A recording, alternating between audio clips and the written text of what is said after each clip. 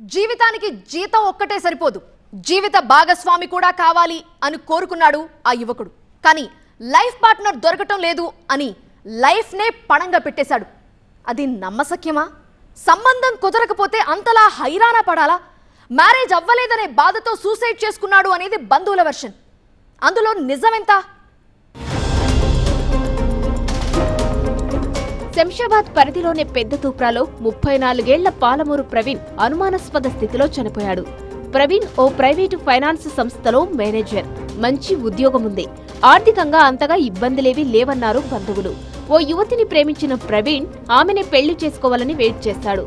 ఇరు కుటుంబాల ఆమోదంతోనే తమ పెళ్లి జరగాలని కోరుకున్నాడు. వాళ్ల ఇంటికి వెళ్లి మాట్లాడాడు కూడా. సరేనన్న వాళ్లు ఆ తర్వాత సైలెంట్ కావడంతో కుటుంబ సభ్యులు అతనికి పెళ్లి సంబంధాలు చూడడం ప్రారంభించారు. సంబంధాలు వస్తున్నాయి, కానీ ఏదీ కుదరడం లేదు.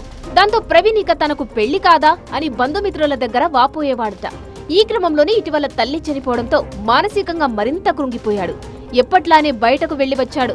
తెల్లారి చూసేసరికల్లా తన రూంలో శవమై కనిపించాడు. మానసిక ఒత్తిడి వల్లే ఆత్మహత్య చేసుకున్నాడన్న కుటుంబ సభ్యుల ఫిర్యాదుతో శంషాబాద్ పోలీసులు కేసు నమోదు చేసి దర్యాప్తు చేపట్టారు. అతనికి 34 సంవత్సరాలు వచ్చినప్పటికీ కూడా పెళ్లి సంబంధం అనేది కుదరట్లేదు, పెళ్లి కావట్లేదు. చాలా సంబంధాలు చూసినప్పటికీ కూడా దానికి పెళ్లి సెట్ కాకపోవడంతో మనస్తాపం చెంది ఇంట్లోనే ఫ్యాన్కు ఊరేసుకొని చనిపోవడం జరిగింది. రీసెంట్గానే మదర్ చనిపోవడం జరిగింది.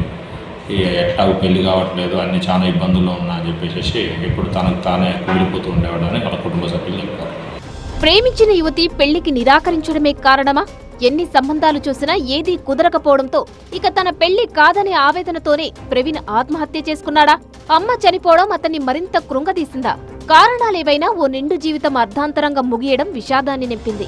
అతను తన స్నేహితులతో లేదా బంధువులతోనైనా తన ఆవేదనను షేర్ చేసుకుంటే ఏదో ఒక మార్గం తెలిసి ఉండేది. ఆత్మహత్య పరిష్కారం కానే కాదు. కష్టాలున్నాయని ఇలాంటి తొందరపాటు నిర్ణయాలు తీసుకోవద్దు.